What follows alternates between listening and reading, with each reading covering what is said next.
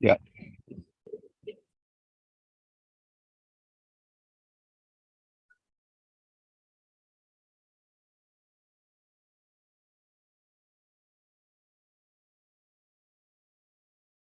Okay. Can we start? Joey, are you ready? Yes. Okay. So, hello everyone. I am Edi Tribaswara. Good afternoon and welcome again to the Combinatorics today series. This is the 7th edition in the year of 2023. It's our great pleasure to have you here again. Today, we are honored to have our best colleagues, Professor Joey Balmaceda, as a speaker, and who is a professor at the University of the Philippines, Diliman. And he's one of the prominent combinatorists in the Philippines. Professor Balmaceda will give a lecture on association scheme and related structures, and he will be chaired by Dr. Joko Supriyanto. And in this occasion, allow me to thank to the Faculty of Mathematics and Natural Sciences, ITB Bandung, and the Center for Research Collaboration on Graph Theory and Combinatorics for the continuous support to this program. Now, before we start, let us to take a group photo. And I would like to request Ibu Rinovia will guide us for that. Okay, can all of you open your camera? So you can take a group photo.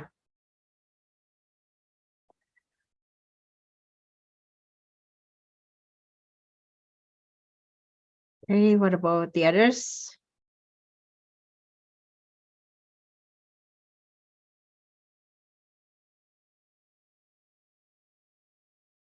Okay. So probably, okay, there are some people still entering the room. Okay. So, okay, I will take the first picture.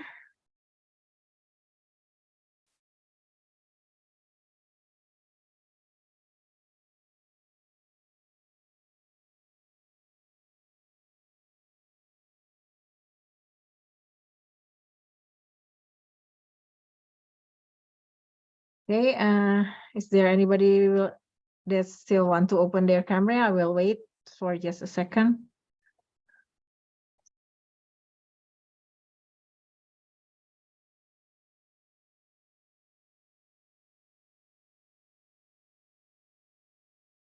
Okay, I will take another one.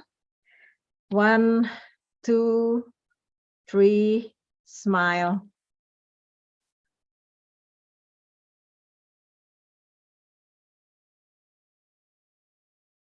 Okay, thank you, everyone. Okay, thank you, Bu Rinovia. And now I ask Pak Joko to chair this session. Pak Joko, time is yours. Okay, thank you, Pak Edi. Hello, good afternoon, everybody. Welcome back to our Combinatorics Today series. Before we are following the lecture from Professor Balmaceda, allow me to introduce him first for all of you. Wait. Yeah. Can you see my slide? Yeah. Okay. So, Professor Jose Maria Balmaceda graduated from the University of Illinois at Urbana-Champaign, USA in 1991. Under the his PhD degrees from that university in 1991 under the supervision of Professor Michio Suzuki. As we have known that Professor Suzuki is a great group theorist in the world, one of the great known group theorists in the world. And his affiliation is the University of the Philippines, Diliman, and where he has become a full professor there in the Department of Mathematics since I think a long time ago, more than 10 years ago, I think. And he's also head of the group's Geometry and Representations academic groups, a kind of research group, I think. And also, he has an affiliation with another research group, if I'm not mistaken, coding and number theory, right? Yeah, and Professor Balmaceda also obtained many awards and honors, and among them are listed here. He obtained a most outstanding teachers in 2016, 1996, and also obtained the National Research Council of the Philippines Achievement Award for Mathematical Sciences in 2000s. And he is also the most outstanding researchers from the University of Diliman, Philippines in 1998. And other things you can also read it directly from this slide. And he has also many positions, many academic, many positions related with his academic achievement, and among them is he was a president of Southeast Asian Mathematical Society from 2016 until 2018. He is also president of Mathematical Society of the Philippines for two periods, in 1997 until 1999, and then from 2014 until 2016. And his current position now is he's a member of the National Academy of Science and Technology, elected in 2008.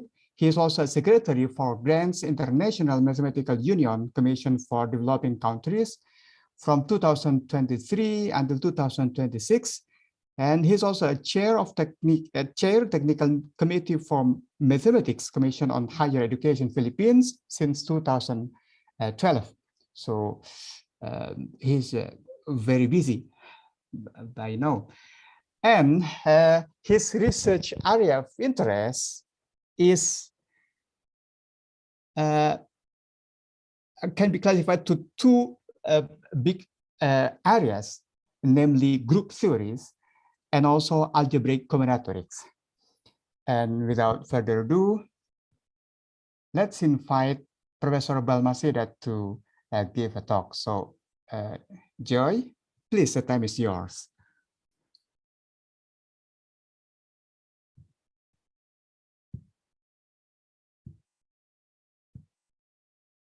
Sorry, Joy, the mic is still off. Sorry. So now my Zoom is... Microphone, Joey. The microphone.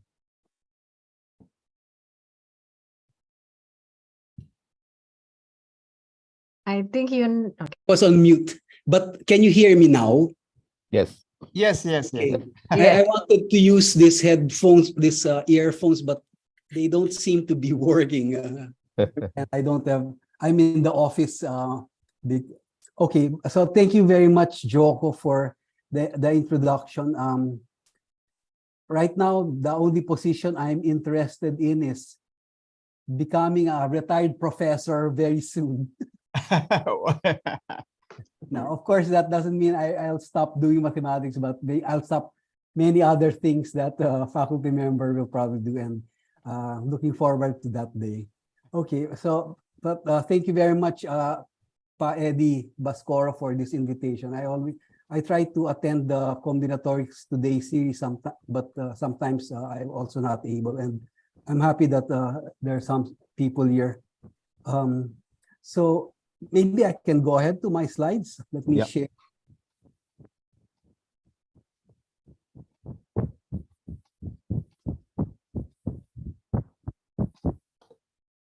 Okay.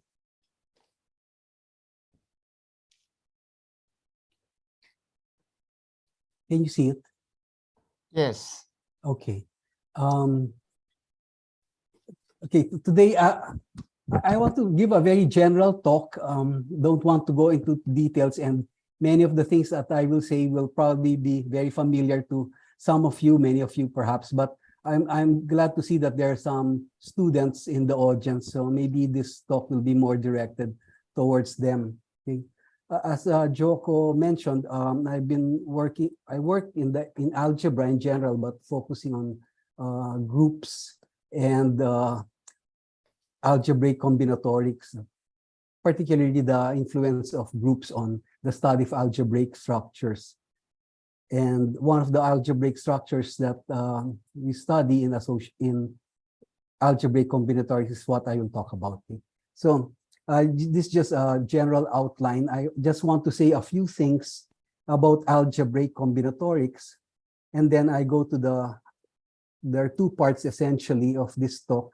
One is an introduction to the theory of association schemes, and then the remainder will be an extension to so-called association schemes on triples and some of the work there. The second part is mostly the work of my PhD student, who is now a member of our faculty, Dr. Don Briones. He graduated last year. Okay, so first, algebraic combinatorics. Well, you can think of it very simply. It's an area of math that uses algebra to study combinatorial objects on the one hand, but the types of maybe the algebraic information will be most useful if they come from group theory or representation theory. On the other hand, we all know that in working in algebra on algebraic problems, there are many techniques, and one of the most powerful techniques is to use combinatorics. So this area gives rise to many other areas. So you hear things like algebraic graph theory, algebraic coding theory, and so on. Okay. So because in ITB, this is really the powerhouse, the stronghold of graph theory, you all know how algebraic techniques are used to study graphs.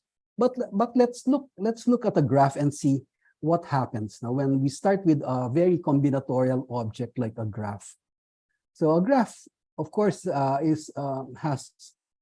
Okay, but before I go there, let me just mention that when you go to the literature and see the word algebraic combinatorics, sometimes you will see two major maybe directions of research in algebraic combinatorics.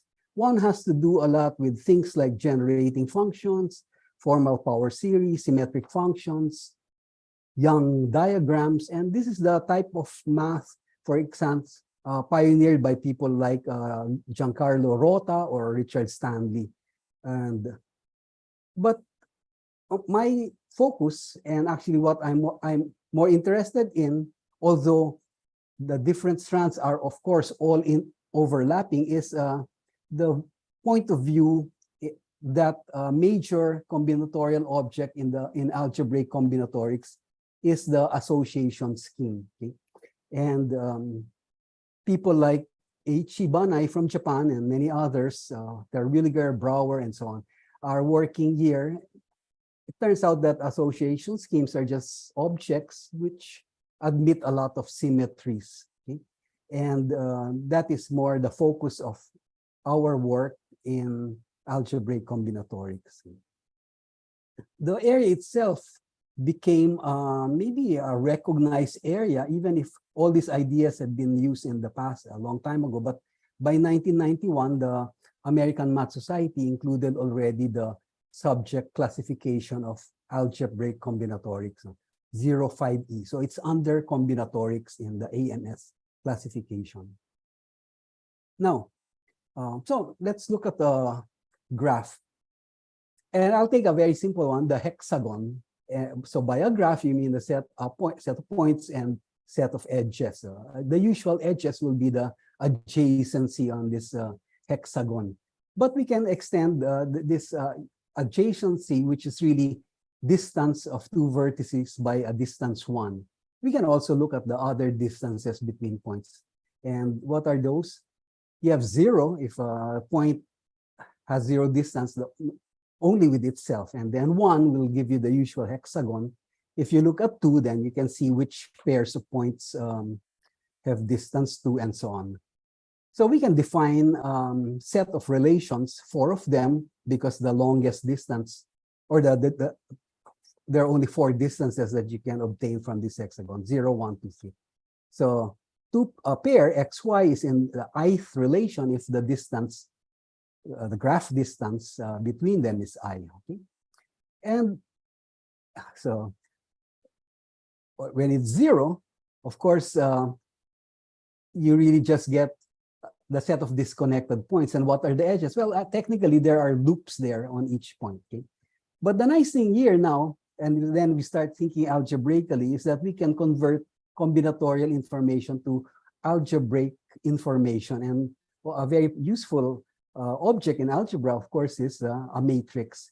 And we can define the adjacency matrix. And by this, we simply mean the square matrix, the size of the set that you're looking at, the vertex set, and you put a 1 if in the x and y position, where x and y are vertices, the 2 points are in the ith relation. In particular, if you're looking at the usual adjacency, you put a 1 if they are adjacent. So for the 0th relation, then you get the identity matrix. And we can do this for the next relation. This is now the usual one, the hexagon. Okay? And you get the nice looking symmetric matrix like this. Okay? Then how about the distance 2? There you see that there are some vertices that are at a distance 2 from each other. And this time, if you look at the graphs which are at a distance 2 from each other, you now get a pair of disjoint graphs, okay? The 2 triangles in the picture. And you can also display the adjacency matrix A2 as in the slide. Okay? And finally, the last would be the points at a distance 3, okay? Which gives us the relation R3, or the last relation. And again, adjacency matrix on the left, and this time we have a matching. You have a pair you have 3 graphs, disconnected graphs. Okay. So the moment a matrix comes in, then one can start about what can one do with a matrix. You can compute eigenvalues, you can decompose, you can factor, you can do many things. And that's the idea of using very, very simple idea of using algebraic ideas to start looking at combinatorial objects. Okay? So, and what are the other features? You see that because the relations that I defined on the hexagon actually partition the whole Cartesian product of the 6 vertices times the 6 vertices, then the adjacency matrix, when you take its sum, will give you the all-one matrix. Okay? So this is just a summary of what we just showed, spending a long time. But you see, when we put together those 4 graphs that we got, the 4, let's call them relation graphs, then you get the complete graph. So what we have been doing so far is just looking at a way to partition maybe a complete graph into various subgraphs. And that idea is actually the idea behind association schemes. So it's a very combinatorial idea. So let me go now to association schemes. Okay. As I mentioned earlier, the point of view that these are maybe the important objects has been pushed by Professors Banai and other people, which is not to say that they do not use techniques like generating functions. You also see that, but this is the perspective because a lot of people believe that the theory of association schemes offers a unifying framework to study a wide array of combinatorial objects like graphs, maybe not all graphs, but graphs that exhibit a high degree of symmetry or regularity. And those are very nice. Now, you have graphs like those, but also finite geometries, codes, designs, and other objects. Okay? So that is the point of view of focusing on association schemes. And the idea actually goes back, it is quite recent, but it goes even longer in time. In the 1900s, there was a lot when even group theory itself was starting to develop. Many techniques came up to study the different types of groups that were being discovered at that time. And one of them was representation theory and character theory. People like Frobenius, Burnside, Isai Schur in the 1900s studied maybe arithmetical properties of these groups, as a way of maybe understanding them, discovering them, or classifying them. What I will show you next are maybe the milestones that eventually led to the current state of the theory of association schemes. In the 1940s, a notion of a C algebra were studied, certain algebraic structures, people like Kawada. Turns out that many of these features are reflected in the current association schemes and related algebras. But the term itself, the term association scheme itself, first appeared in 1952 when the statisticians Bose and Shimamoto used them to study experimental designs, in particular partially balanced incomplete block designs in 1952, and called them association schemes. So if you think of a design, it is a way of arranging certain objects from a set, and the arrangements will eventually lead to some sort of this partitioning that I mentioned earlier about relations on a set. This work of Shimamoto, Bose, attracted now this time maybe more mathematicians, and by 1959, from this association schemes in statistics, Mesner and Bose now wrote a paper where they defined certain associative algebras from association schemes. Today, we call these algebras Bose or BoseMesner Algebras, and they are intimately attached to any association scheme.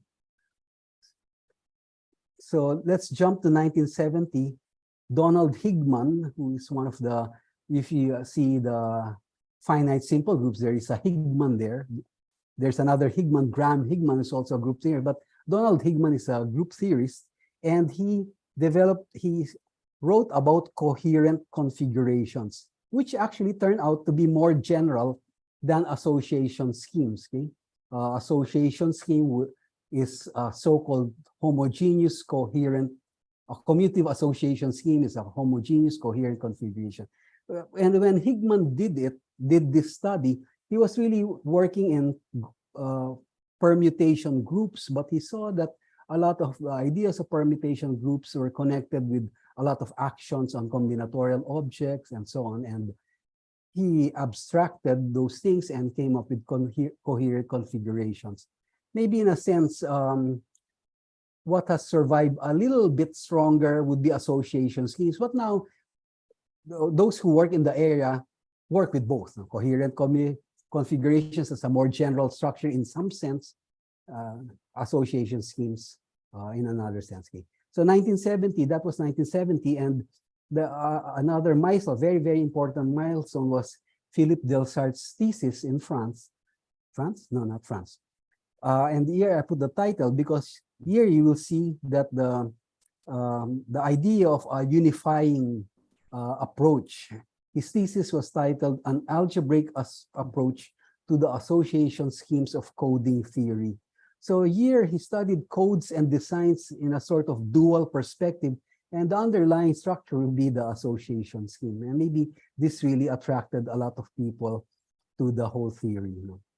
And by about a decade later, already the maybe the important book of H. Ibanai and Tatsuro Ito, Algebraic Combinatorics, Part 1, Association Schemes. That's the title, which is still maybe the basic reference for properties of association schemes. A lot of people through the years have asked Professor Banai, where is the Part 2? Technically, he came up with the Part 2 a few years ago, but when you look at it, it's about other topics, designs and so on, spherical designs. But so that's 1984, and by that time, a lot of people were already working in the whole area, and it became more and more popular to some researchers. Okay, so I think time to define formally what an association scheme is. So let's start with the finite set omega, okay, and a set of relations. Just for notational purposes, we have m+1 relations, and we call this an association scheme of class M. And the first requirement is that this set of relations partition the Cartesian product, meaning they are non-overlapping relations whose union is the whole Cartesian product.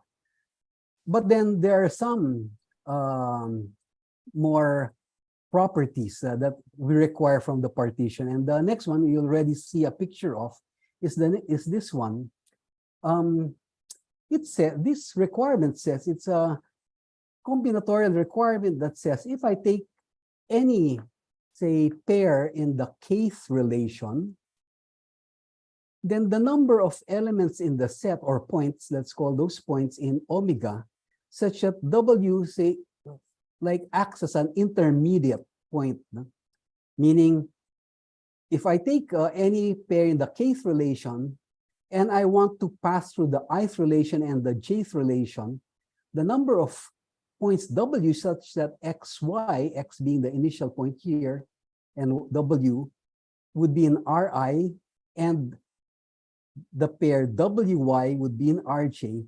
This set, the cardinality of this set, is independent of the choice of the representatives xy. Okay, so it depends only on ik and ij and k, and we call this number denote this by this pijk, and you can see that in the pictures. Okay? If you have you pick any pair xy in the kth relation, going from the initial point x to y, I have to go through, if I want to go via the relation Ri, passing through some point, and then proceeding to y, passing through the relation Rj, this number will be exactly the Pijk. These are important structure constants called intersection numbers, because in a sense, they sort of give you the intersection or the intermediate points. Okay, another requirement for this partition is that if I switch, the roles of x and y, or take the transpose, the set of relations is preserved. Maybe a particular relation might go to another, or it may be invariant, meaning it's symmetric. Okay? But in any case, you preserve all the relations set-wise. And finally, this is more of a notational property, not like a property. Among all those relations is the zeroth relation, and that's denote that by I. As you can see, that will give you the identity matrix later on. Okay. So, as I mentioned, the Pijk's are intersection numbers, and a special case of the intersection number would be something like this Pii prime 0, or and these are called valencies, because these are actually, if you look at the definition, these are just outflows from a particular vertex. And we'll see a visualization, maybe a better visualization later. Now, if I impose the condition that all the relations are symmetric, then we call the association scheme symmetric. If the intersection numbers Pijk equal Pjik for all ij, then the scheme is commutative. most people actually, almost all people work only on commutative association schemes because the non-commutative case would be quite messy. And if you have a symmetric scheme, then that is a commutative scheme. Okay, that's okay. So let's look at an example. And as an example, this time instead of a hexagon, let's make it even simpler. Let's take a square with just 4 vertices. I put here 4 relations. And even if I don't mention this as coming from the square, if you look at the relations closely, well, what are these? These are pairs where we have the same component and then 0, 1, 1, 2, 2, 3, 3, 0, 0, 2, 1, 3, 2, 1, and so on. These are actually the distance relations on the hexagon. 0, 3, 3 is at the distance, and so on. 0 is at the distance 1 on the hexagon. Okay. So these are the 4 relations, just exactly like the hexagon that I showed. Obviously, they partition the 16-point pairs here will give you the full Cartesian product. And if I want to look at an example, say, of an intersection number, I can say, if I want to compute, say, P1, 2, 3, that means I'm looking at a pair from the third relation, or the R3 relation. And let's say I take 0, 3.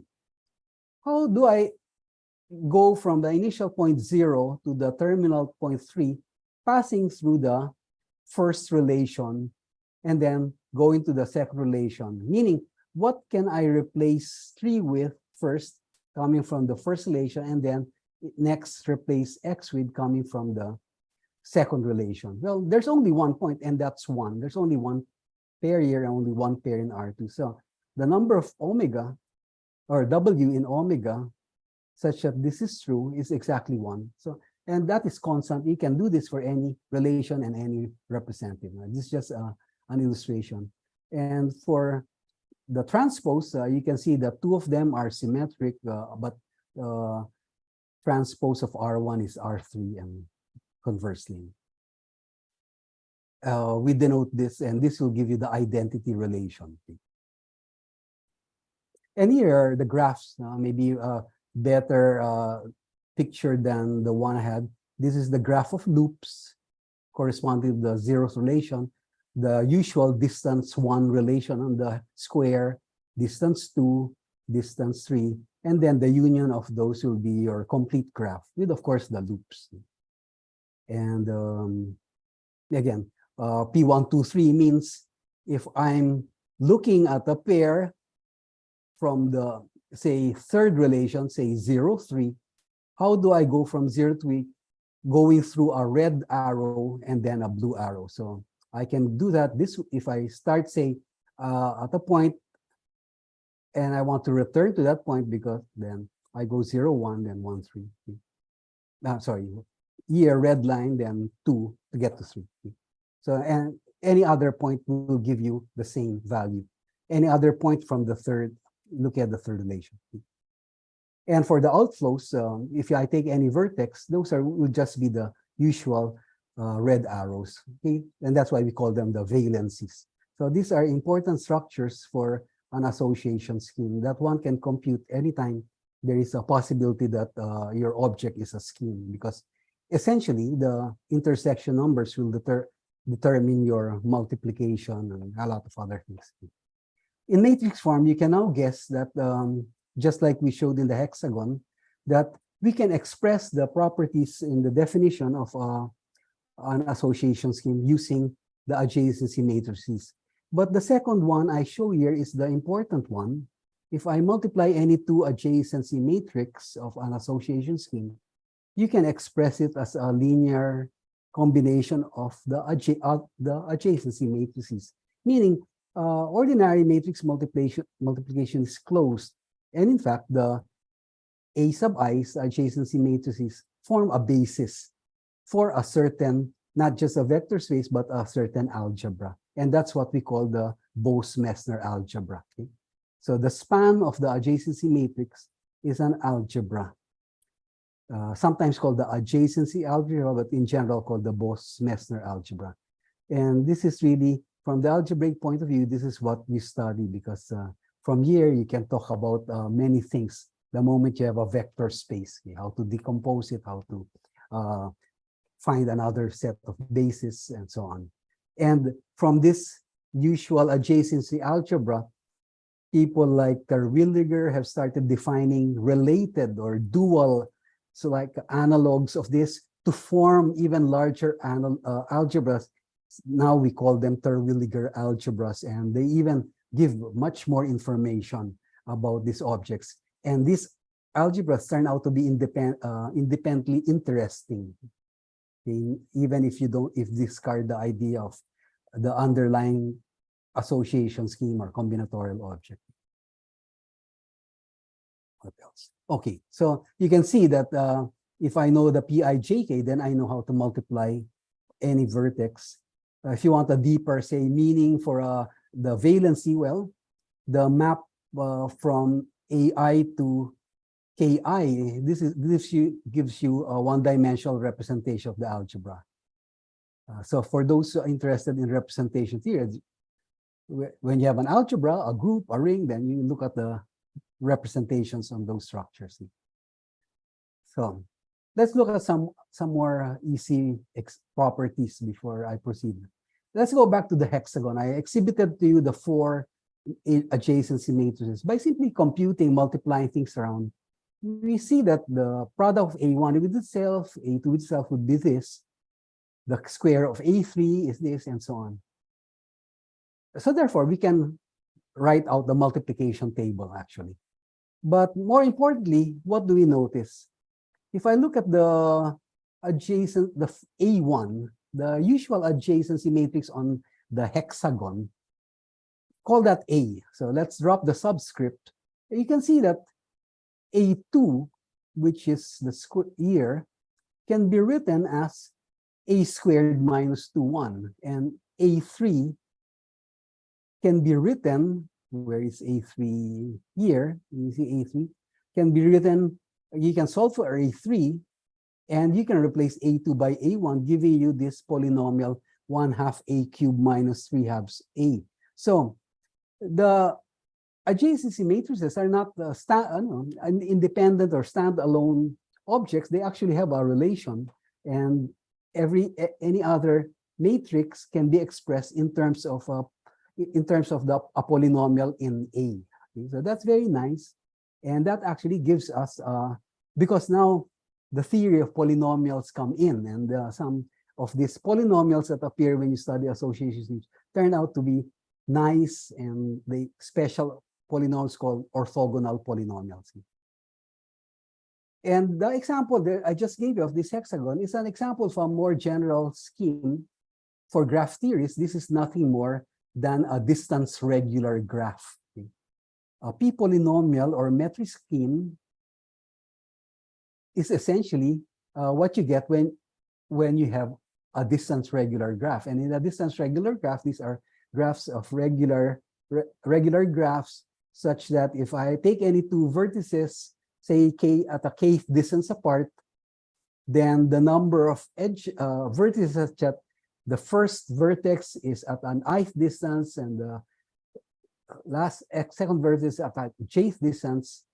This is independent. Is dependent only on ijk. So.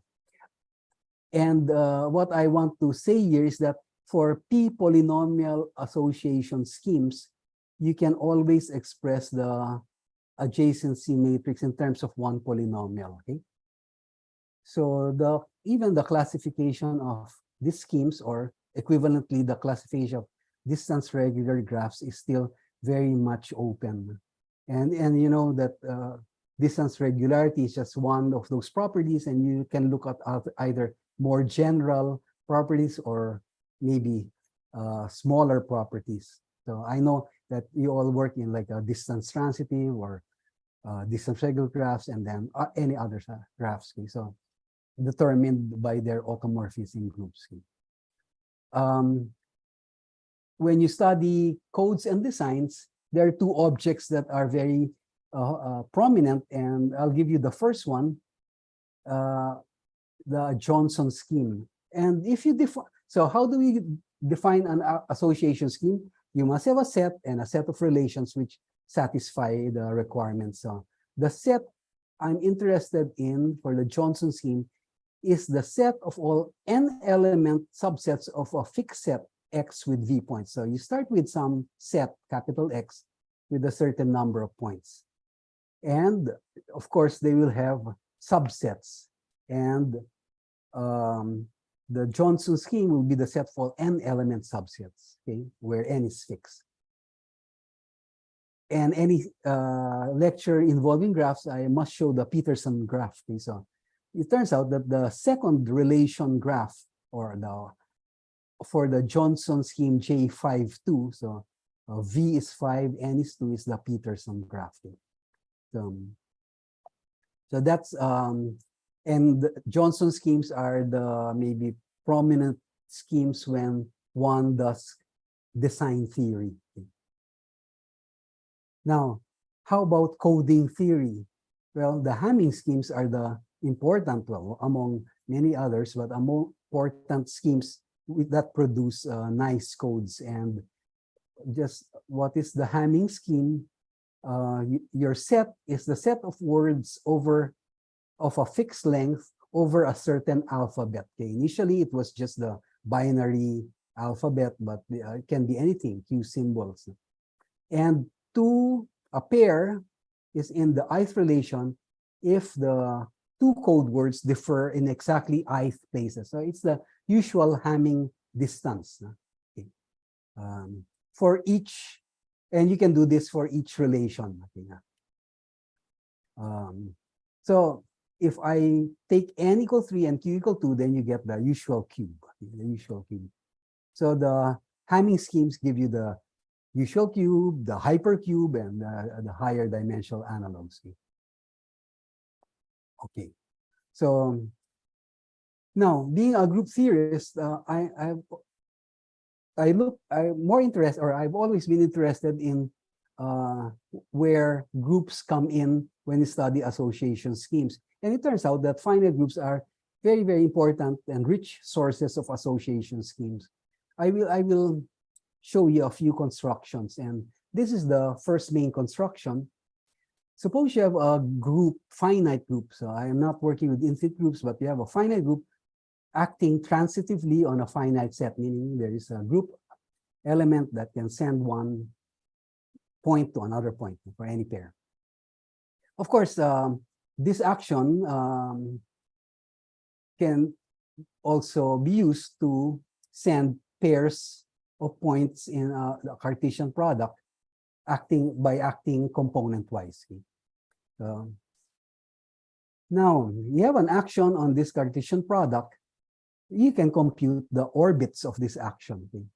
And if I denote by the orbits R0, orbits, G orbits to be R0 up to RD, where I specify R0 to be the identity or X, the pairs, then you can check that this definition or this construction gives an association scheme.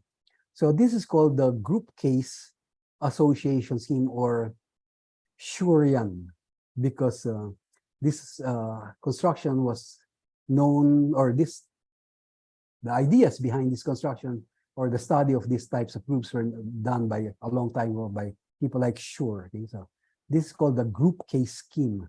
And really, because groups act on many things, they get a lot of association schemes.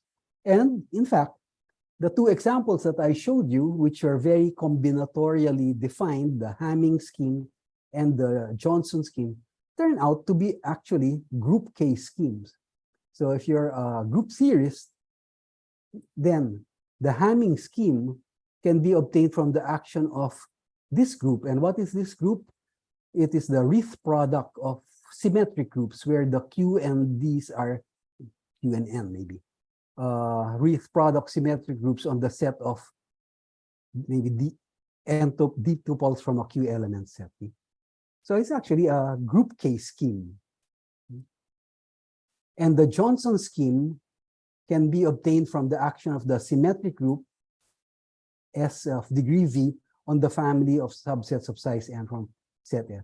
So it's not just a combinatorial object, it's actually an algebraic object in this sense. Okay?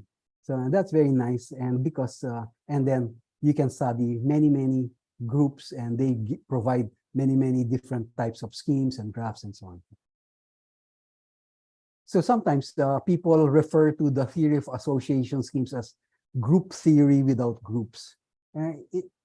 In this sense, because a lot of groups are involved, but really maybe more in the way that the development of the theory of association schemes patterns itself after the development of groups. No?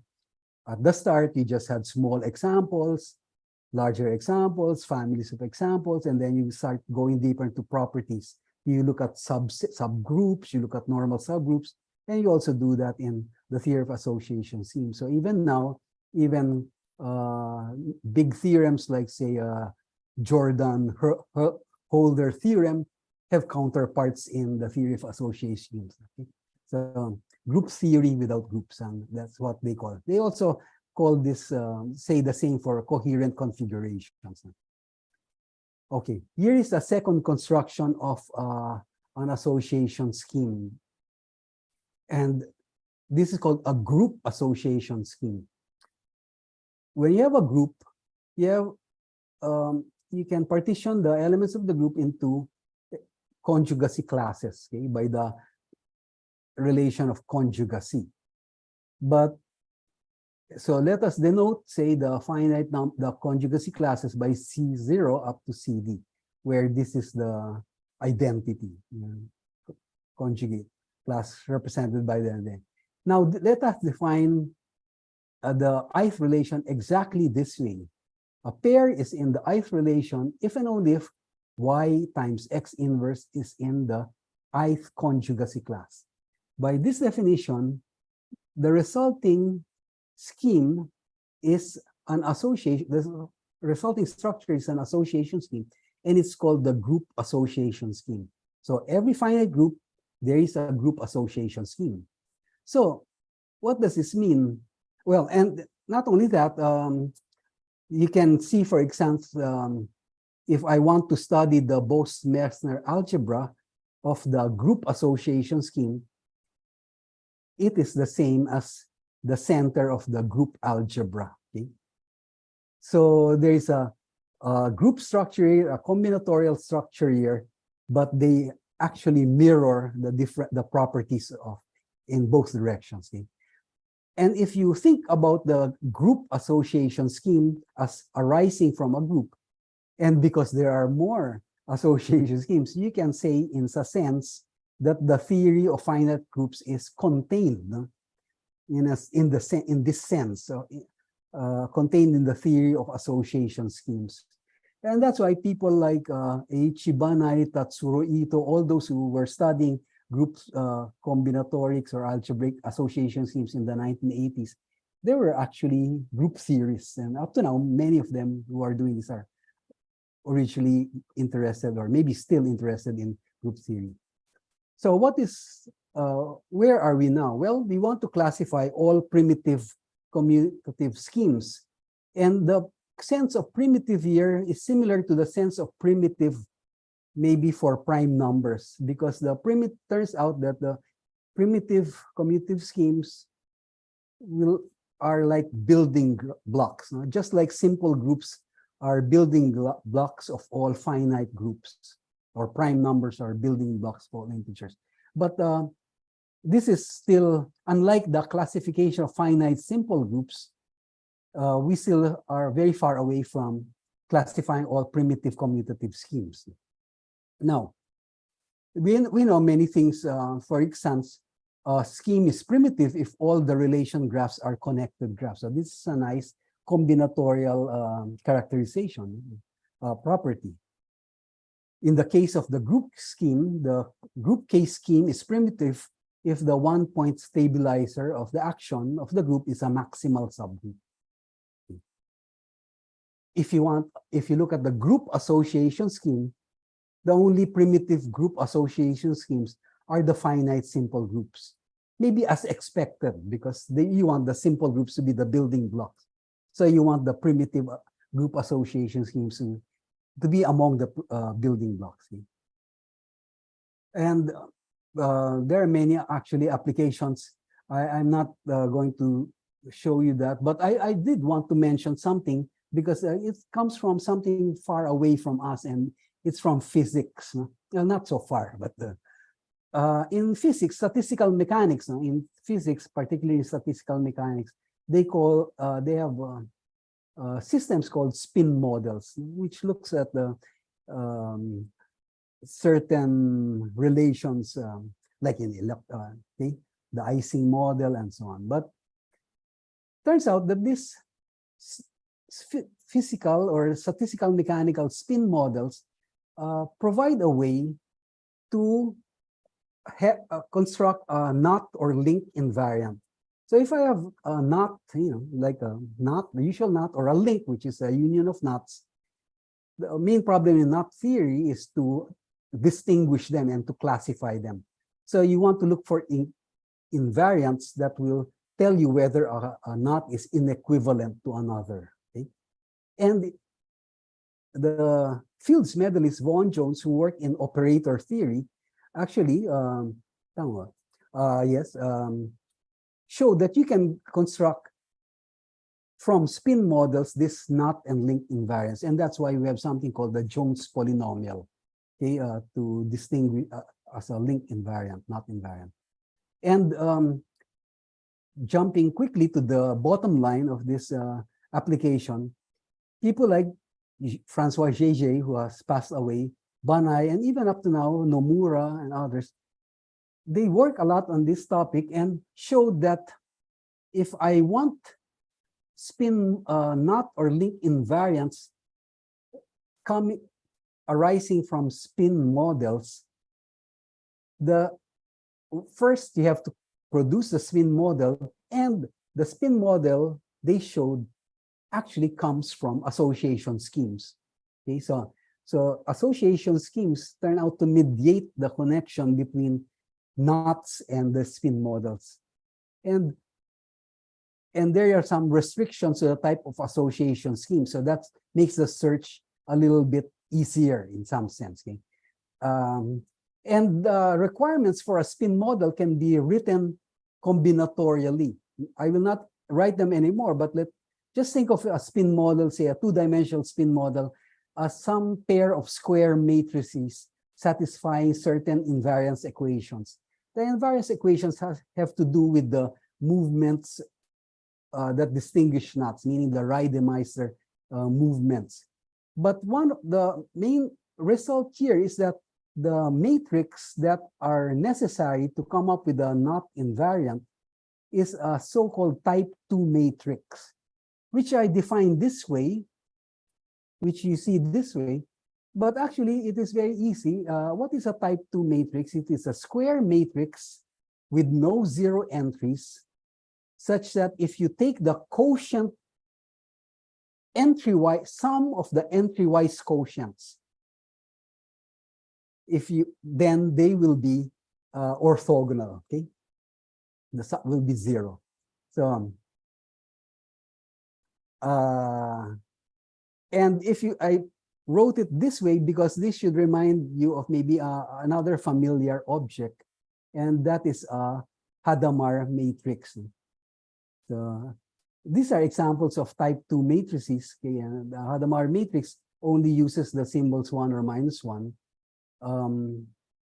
So these are possible. So these matrices may be used to construct spin models which may produce the knot or link invariants. Okay? So because this is still an open topic, the classification, then it's a nice, interesting thing, the connection. Another example of a source of type 2 models would be from group theory, and that will be from abelian groups. Okay? If you take the character table of a finite abelian group, they will turn out to be type 2 matrices, like this one. So you take the entry-wise sum of the entry-wise quotients of one row over the other, it should be 0. Okay? So 1 over 1 plus 1 over negative I plus negative 1 plus 1 over I. Okay? And I'm not so sure now what the status of this classification is, but some years back, they have classified 4x4 type 2 matrices, 5x5 type 2 matrices, and so on. Okay? And these two are important. These examples that I show, because they actually provide certain spin models. Okay, okay. Now, I go to the next part. Again, I hope to finish on time, just a few minutes, because when I show this, I want to present a construction of a structure which essentially just generalizes or extends the classical association scheme. But this time, instead of binary relations, we have ternary relations.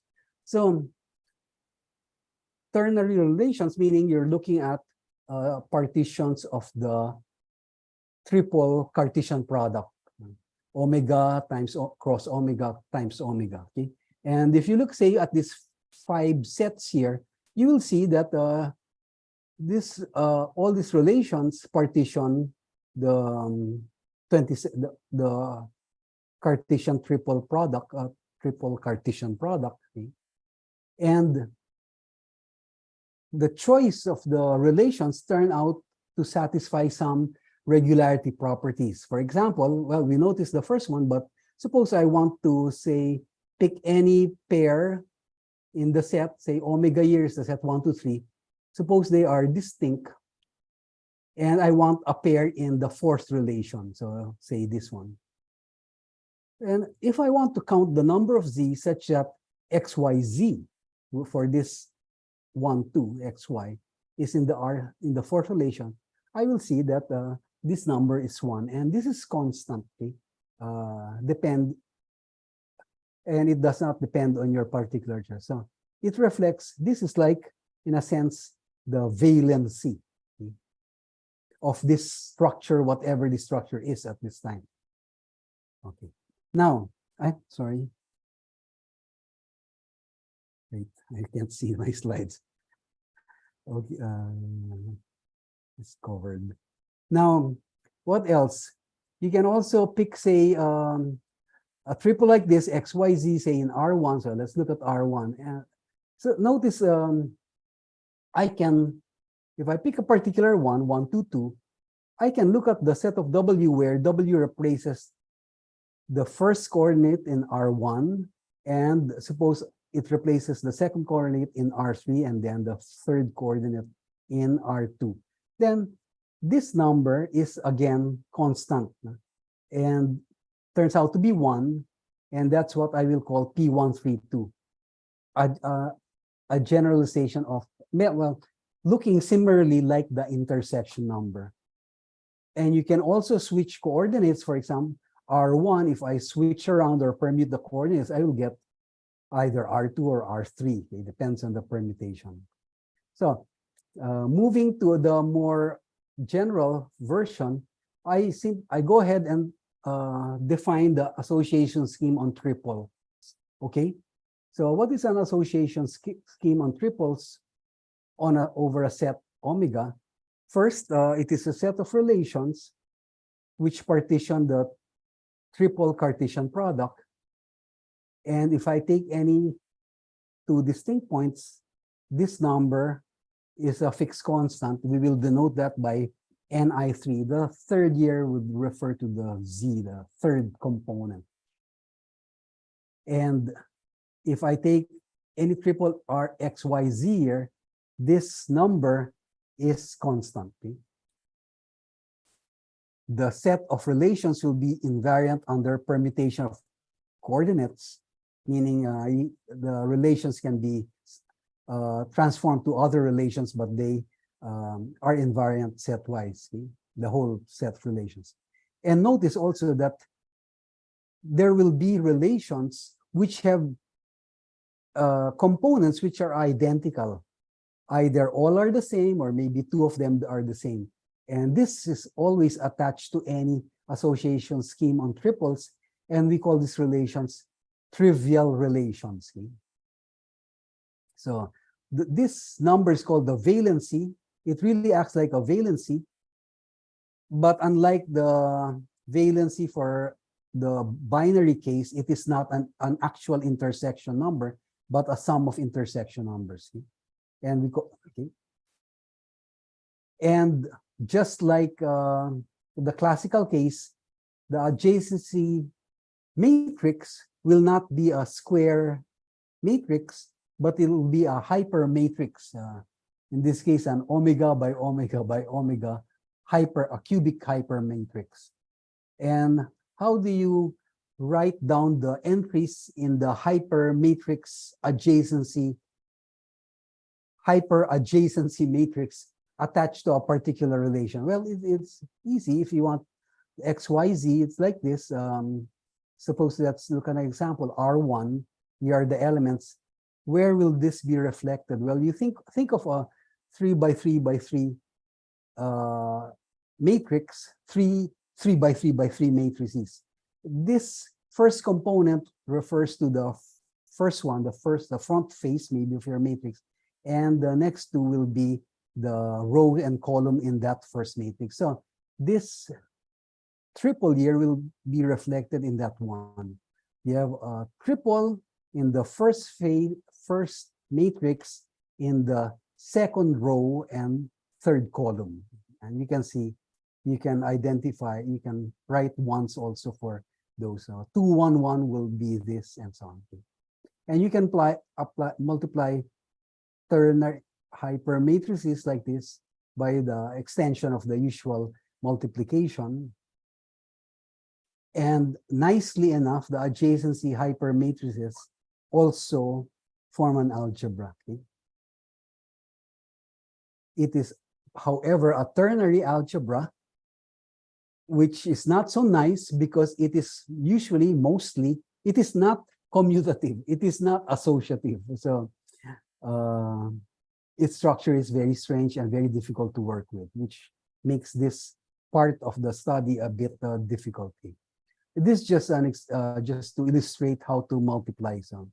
You can just apply this formula on the triple product. So hypermatrices appear in other parts of math, okay, even in physics. But let me just show some important features of AST. The hypermatrices of the non-trivial relations, so take out the 4 trivial ones, the remaining ones actually form a subalgebra. Okay? And this is what we are more interested in. And you can compute the usual intersection numbers. There is essentially one big construction, only one way so far to construct this ASCs, and this is from the 2 transitive groups. And this is essentially a generalization of the group case scheme, where this time, if you have a group, you want it to be doubly transitive or 2 transitive on a certain set. So, and if you have a doubly transitive group, it of course gives you an action on the set of triples component-wise again.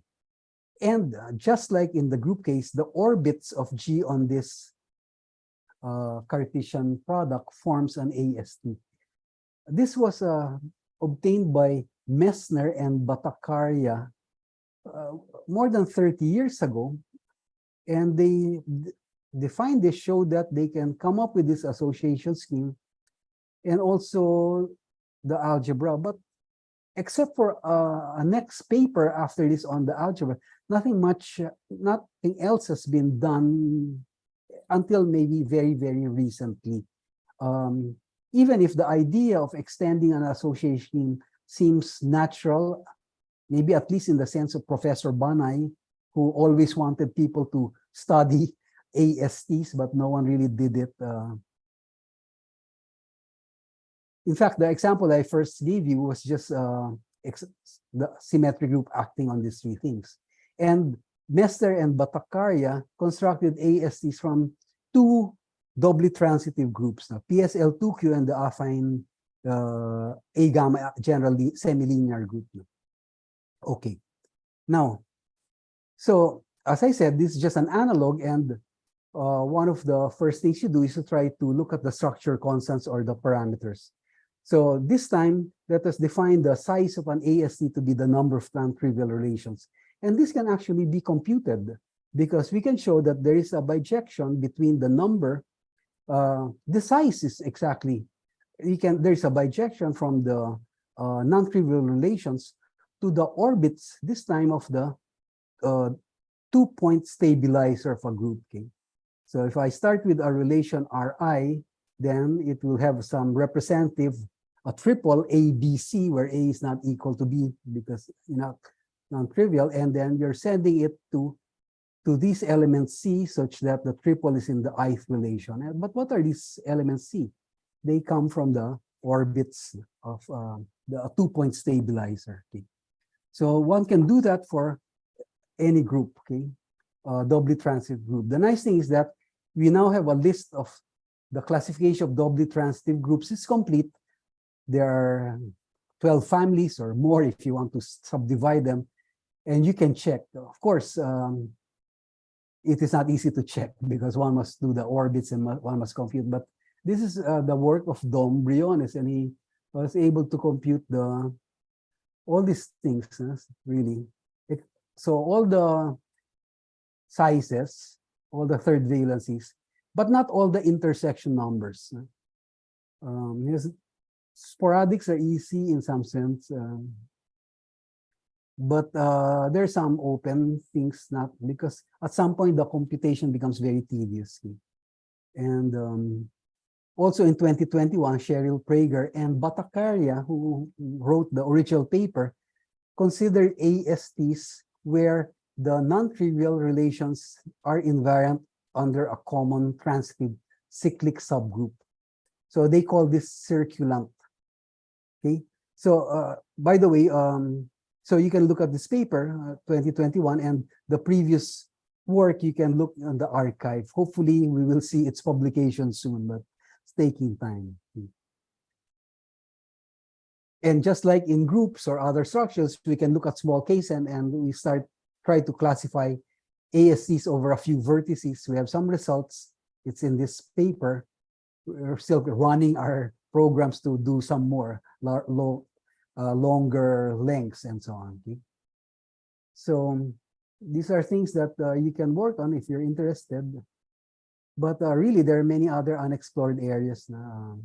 Just because the ternary relations and the ternary algebras introduce many complications that are not, as easy or maybe easier to work with than we want to. Okay, so all these ideas you can read in the survey paper that in the electronic journal in EJGTA. So I think that's it. Thank you very much.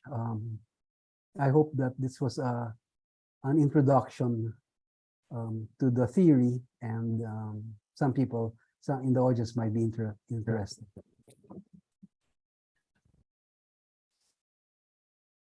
Okay, thank you very much, Joy.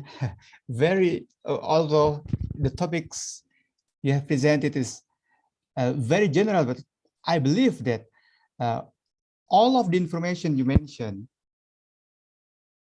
are very new and valuable, especially for all students from Indonesia. Yeah. I think, Joko, when you were a student in Kyushu, you were studying this very hard, I remember. Okay. When I saw you 20 years ago or so. When I was young. Okay, thank you. Okay, so I think before we are entering a question and answer session, maybe Paddy will present us some art performance, Paddy. Okay. So before we take questions and discussion, we would like to present some song. This is a combined math and songs and math and music. So and this song is very special because sung by the singer is one of our colleagues. Probably you know, Renufia. So this song just recently recorded just a few days ago. So enjoying the song, Joy, and also to everybody Yeah, here. thank you. And thank you, Rino. Okay, let me share.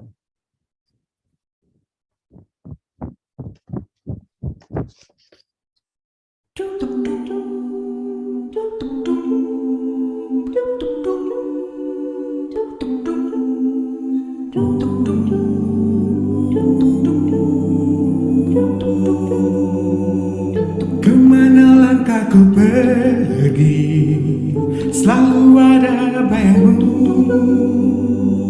Ku yakin makna nurani, kau takkan pernah terganti.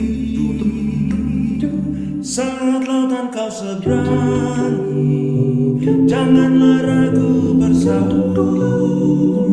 Ku percaya hati kecilku, kau takkan berpaling.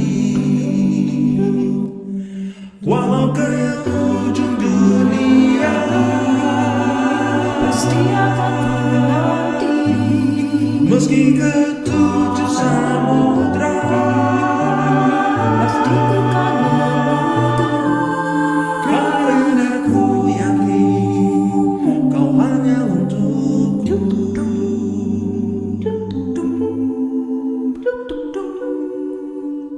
Kemana langkahku pergi, selalu ada bayangmu. Ku yakin kau takkan pernah terganti. Pandanglah bintang berpijar, bagaimana tersembunyi. Di mana engkau berada, di sana cintamu. Walau ke ujung dunia, pasti akan ku nanti.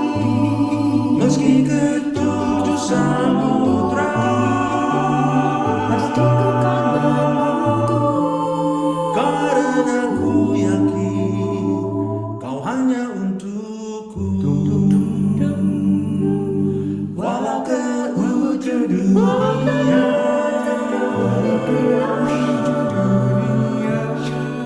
meski ke tujuh samudra,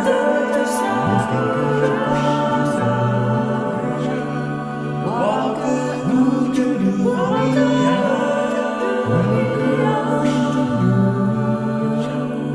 meski ke tujuh samudra, pasti ku kan menunggu. Karena ku yakin kau hanya untukku.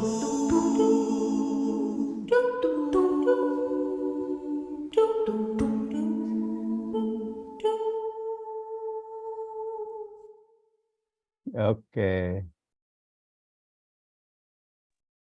I hope you enjoy. Yeah, and Okay, we are back to envious Pak that Joko. you have a professional singer in your department. Not just one, not just Rino, but many, Eddie and others. Right, right. Okay, okay. Now let's entering the discussion session. Maybe I will invite anyone who has any question or comment, please.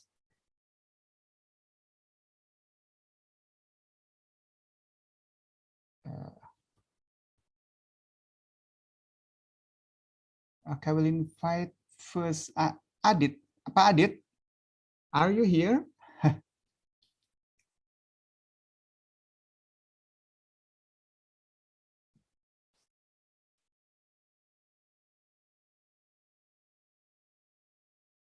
So, well, Joy, actually, Okay, when... can I have one Pak Edi? question? Okay. Okay, yeah. Okay. Okay, Please, Pak. so first of all, thank you very much, Joy. Very nice introduction to association scheme that you given us today. It is wonderful, and you relate to also to graph theory and others. And also you mentioned many things about the application of the association scheme. I just wonder, I have two questions. Probably it's not proper question. The first one, if we consider the relation between omega 1 and omega 2, is it possible to get the kind of association scheme on omega 1 time omega 2? Okay. So And- so you're saying that you work with two different sets. Yes, yes, yes. It might be the second set is bigger, contain the first set or others, or well, there's some relation. It is all. I think it is possible to have structures like that, except that maybe not the usual constructions will apply. You can, for example, the group case construction will work only if you have the same set, because you're sending, Oh, okay. you're acting on the object. But Acting. you can always come up with any set and possibly find an association scheme on that set. Okay? Mhm, Yeah, mhm. even if they are different sets in some sense. Okay, okay. And by the way, sec- I did mention, because I also don't really know much about, but when you talk about association schemes, it's easy to see the connection with graphs. But when you talk about association schemes on triples, it's a bit harder to see the graph. But I see. apparently there is some connection, and we try to Okay. explain a little of that in the survey paper. But maybe that's something that might be, might be nice for those interested in graphs and combinatorics. Yeah, and the second one is related to the triples, the Yeah. association scheme on triples. Is there any property that in the association scheme on triple, but not in the association scheme on double? There are some, yes, well, we expect that there will be many. Even the algebraic structure is very, very different, because the ternary algebras are not anymore semi-simple. So you cannot apply the usual theory of semi-simple algebra. So there are many, but here, what I presented, the similarities are more apparent, because I only showed the construction, the group construction, which is essentially the only way we know so far how to construct ASCs on triple. So the challenge is to come up, what are other constructions? We don't know, really, essentially. Even the work of Cheryl Prager looked at relations coming from actions of groups. But we expect that there will be many different properties, new properties. Yeah. And also thank you for writing a survey paper on electronic journal of thank you very graph much theory and applications. Okay, back to Pak Joko. Yeah, okay, thank you, Paddy. There is also one question from Aditya Purwasantika in the chat room. Can you read directly, Joy? Yes, I said, thank you. Where about algebraics, do you have a starting point to do that? I'm not exactly sure what you mean by starting point, but as I showed at the start, if you have something like a graph, it's not, you can also work on really very graph theoretic ideas, distance, adjacency, and so on. But then you realize that some of those properties can also be connected to some algebraic properties, and that gives you the idea behind algebraic combinatorics. Just in the same way that we also have things like algebraic, what else do we? There are many ways to apply algebraic geometry, algebraic.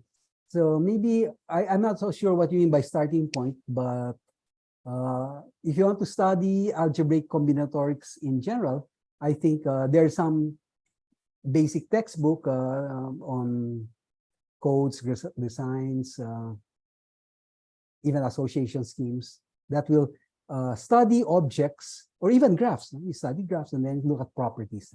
So that's always a starting point to study more complicated structures.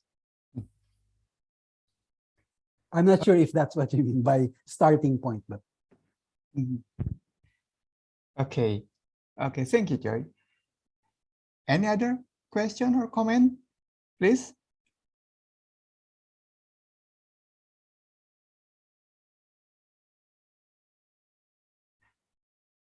If the question is, do you have about the algebraic, do you have a starting point? In the case of AST on triples, well, we really had a starting point because there is a construction and there is this big long list of the complete list of doubly transitive permutation groups, which is completely classified.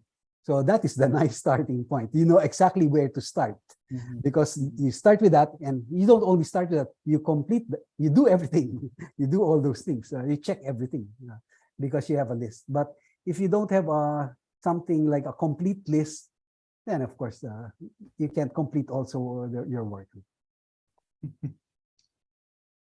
Okay. Any other questions? There is an additional note from Adit. Okay, please. I see. I saw the question. Maybe she was asking starting point when you look at the triples. Well, there is a. She says, "Can you? I'll read it. What does it say? It says, what I mean by starting point, is it possible to adopt the definition of BoseMesner algebra or even Terwilliger algebra directly, or do we need a more elaborate modification?" Directly, it won't work, no, because really the ternary algebra is more complicated. It's not just a direct application. But what we're looking for is, well, if this is the structure that you get from the two-dimensional case, what will you get from and that's the really open thing. Okay, we don't know what the structure is. Someday, some people will call it some name, maybe Bhattacharya-Mesner algebra instead of a Bose. But yeah, the thing to do, and you cannot directly adapt because you're going from two-dimension to ternary. But when you generalize in math in general, you look at maybe the essential features that may appear in this larger maybe situation, and yeah, so that's exactly what they're doing. It's the same. You start with some combinatorial ratio, you look at the adjacency matrix, except that this time you're looking at ternary relations and you're looking at hypermatrix. So if in the two-dimensional case you have a BoseMesner algebra, then you expect maybe there is an algebra, and that is the ternary algebra that is mentioned. But whether they parallel the same properties, those are the things that can be studied or discovered.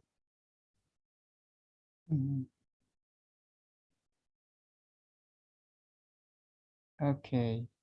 Is it enough, Adit? Okay. Okay. Yeah. Oh, Joy, what about Terwilliger algebras? Terwilliger likes algebras for association schemes on triple. Do you have some candidate definition? I don't know yet. Okay. Even Terwilliger algebras of the ordinary in case there's still much to be studied. Right, right. Okay, okay. So one last question, if any, please. Abdillah. Okay, Abdillah Ahmad. Okay, please. Okay, baik. Thank you for the opportunity. I'm sorry, I just came here because the information is Oh, you lost information. Okay. My question is about the Terwilliger algebra, and is there any what is the current research application of Terwilliger algebra? Okay. It turns out that the Terwilliger algebras turn out to be some nice algebras, maybe with some Lie structure. So as far as applications, I'm not sure what you mean, but they turn out to be very rich objects. Depending on the scheme, maybe that you get. For example, if you take the Terwilliger algebra. Okay. Well, you can, for instance, you can get the Lie algebras SL2, family of SL, SLN or UQ, roots at unity. So you get some nice structures sometimes, in many cases, but that's still far from complete. Mm. Is that enough, Abdillah? So it has to do with Lie algebra. A lot, Right. many of the ones that are known, yes. Okay, thank you for the answer. Okay, so Joy, for your information, Abdillah wrote his undergraduate thesis under the joint supervision between Prita, a colleague of us, and also JV Morales from Philippines. Oh, okay, very nice, very nice. He works Yeah, in JV some studies. theoretical algebra. He's strong enough in the theoretical algebra. So, Very by the way, good. this thank you. Yeah. So there is last question from Angelo Cefileno from the chat room. Can you read Okay, directly? I'll read. I was wondering if there is a full or partial classification of groups where the associated AST is commutative. The ASTs, the algebras themselves are not commutative most of the case. I mean, so no, there is no classification because we really don't know what the ASTs are even. But from the ones with groups, we still don't know many of the structures of the algebras. We know the some parameters for the combinatorial side, some structures of some of the, but not really much. Yeah, the Angelo is from my department. Oh, okay. So he can ask his colleague also Dom, who is in our department. We Okay, can all okay. we can answer directly, but not much is known. Yeah, there is no classification. Okay, okay. So actually the time is over, but if it's possible, can you answer one last question from Yes, our please. student Palton, yeah, in the chat room also? Oh, Yeah. wait, where? Is there any connection between metric type 2 matrix and D design? Yes, there are many designs. I'm not so sure what you mean by D design, but there are many connections of type 2 matrix with many other combinatorial objects, so block designs, systems of triangular lines, even ideas from quantum information theory. So people like Chris Godsil and Ada Chan are working on this. I haven't really looked at the topic, but it has this particular type 2 matrices have applications to many things, not just spin models, but other. In the same way that even a Hadamard matrix will have applications to coding theory and so on. So type 2 is more general. So I'm sure there's something, even in the old, I've just haven't seen the latest applications, but it's very rich also, the theory of type 2 matrices. Okay, okay. Thank you, Joy. And I'm so sorry we couldn't continue our discussion. So you can continue the discussions directly by asking Professor Balmaceda. So let's thanks to Professor Balmaceda again for his very interesting talk today. Okay, thank you very much again. Thank you very much. And I always thinking, when will I go back to Indonesia? Yeah, Okay. we are waiting for you. Okay, Paddy, please. We actually met two of your colleagues, but they are from the statistics and finance. okay. Two women. I think you know them. I can't remember the name. Professor Yeah. Ujiana. Yes, because Utriwen. they were Utri attending Wendy? something in yeah. Wendy, July. right? Okay. So they talked to our director and some professors. And I Ah, think there okay. are plans for us to visit Bandung maybe Oh, early next great. year. Visit Okay. Okay. So, but before you go, so we like to thank you again, Professor Joy Balmaceda, for your nice lecture today, and we would like to present you some certificate and some drawing that I make. Okay, let me show you. Okay, so this is Thank the you. certificate of being keynote speaker in Combinatoric today series. So thank you, Professor Joy Balmaceda. And this is the the picture Okay. that I would like to present you. This is Thank you very also much. also thanks note to Professor Balmaceda for nice lecture today.